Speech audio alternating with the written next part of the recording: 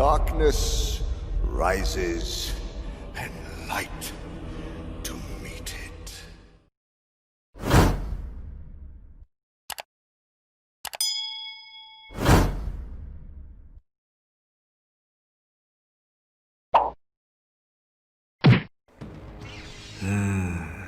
I am Komakda, direct descendant of the original Sith and master of weapons and armor. I will tell you of Sith weapons, but only if you vow to use them, for nothing displeases me more than to know that a weapon gathers dust. Now, the earliest Sith weapon was the Sith Sword. When the exiled Jedi first arrived in Sith space, it was with these blades that my ancestors greeted them. The Sith Sword is an alchemically altered blade attached to an ordinary sword hilt. The alterations enable the blade to deflect blaster bolts, just as lightsabers do. Yes. The blade also focuses the force energy of the user, giving the edge an unnatural sharpness. As the wielder grows more proficient in the power of the dark side, the blade becomes more deadly. It is true Sith swords are effective against lightsabers, not only because of the way their alchemically altered metal refracts the lightsaber's energy, but also because they retain their rigidity and sharpness against such energy weapons. And unlike ancient lightsabers, Sith swords do not require power packs or energy cells. Despite the fact that a Sith sword was often a match for a lightsaber when wielded by a trained Sith warrior, they are seldom used by contemporary Sith. Although lightsabers are a superior weapon, there is still nothing quite as satisfying as feeling the warm spray of blood when one cleaves through one's enemy with a metal sword. There are no records that tell whether the earliest Sith Lords had any knowledge of lightsaber technology, which the Jedi were still refining when they banished the Dark Jedi to the unknown regions. The earliest existing records of a Sith who used a lightsaber was the self-proclaimed Dark Lord of the Sith, Frida Nad, a former Jedi apprentice who learned the ways of the Sith from the spirit of Naga Sadow.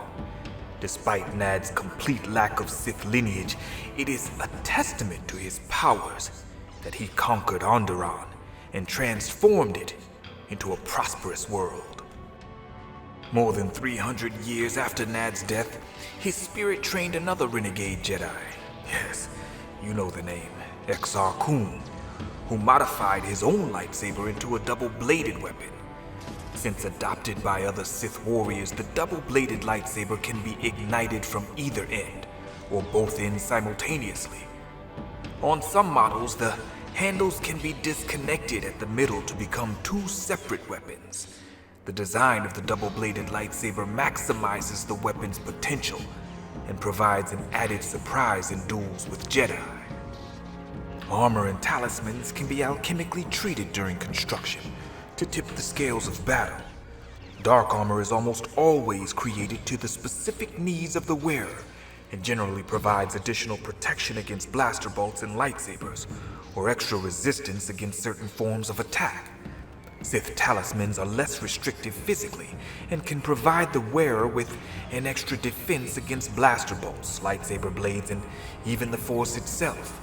Now, I will advise anyone that it is best to craft one's own personal armor and talismans without any assistance, as assistance cannot always be trusted to serve one's best interest. Sith swords, armor, and talismans are common, but do you know of the Sith Lanvarok? Ha! I thought not. It's a short-range weapon worn on the forearm and designed to hurl thin, solid discs in an unpredictable spray pattern. Now, my ancient ancestors developed the Lanvarok as a hunting weapon, and those who are strong with the Force will have little difficulty guiding the discs to their targets. The Lanvarok is specifically designed for either the right or left forearm, and few are interchangeable from right to left. Although the Lanvarok is time-consuming to reload, it is well worth the wait when one sees the fear and surprise in the eyes of one's enemy as they receive a sudden hail of whirling projectiles.